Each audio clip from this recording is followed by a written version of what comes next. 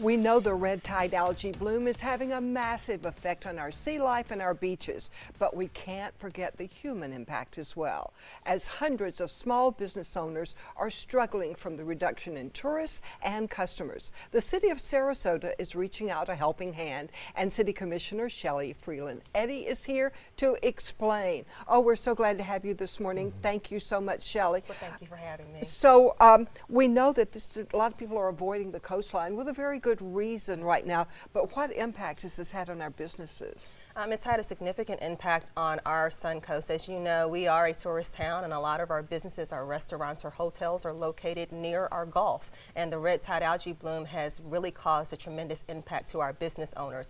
And so what we are trying to do as the city of Sarasota is to point our business owners to the Small Business Association, or the SBA's website, for relief for business owners who can get assistance.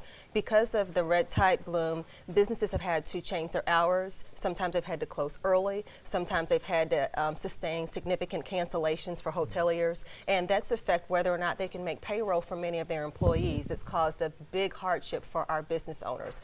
The Small Business Association has 3 different types of grants that can help small business owners depending upon what their needs are. Some of their damage was structural, some of it was economic. And so for the larger issues, there's a grant that's called an Economic Incentive Disaster Loan Grant. It's the largest pot of money that the federal government is providing. Now, when you say loan, this is the slowest time of year, so everything's coming together. The slowest time of year usually for our businesses, and now with the red tide problems. So a loan is something you've got to pay back, and they're already in financial straits. So how can they do this? Well, it's true, but the thing is that the interest rates are very low, and there is a longer repayment period. Depending upon what the issues are, the Economic Injury Disaster Loan can loan amounts of up to $2 million. Oh. So for individuals that are larger businesses that have several locations, they may need to borrow a larger amount, but they can repay it over a longer period of time with a lower interest rate. That was done to help these businesses kind of get back on their feet. Then there are smaller loans. There's one loan that's called kind of a bridge loan assistance program. There's another one that's a short-term compensation loan program. Those are for around 18 months. You can borrow up to $5,000. That's kind of a payroll assistance mechanism. And so those have lower interest rates as well. So it's not a one-size-fits-all, but we do have a local office here in Sarasota. They'll meet with you, they'll answer questions, figure out what the best loan product is for you.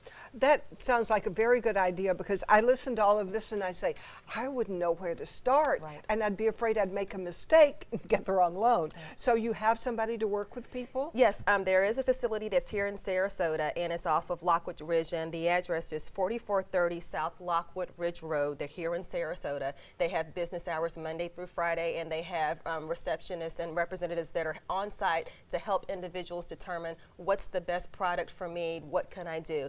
And also, this doesn't replace the grants that are available from FEMA.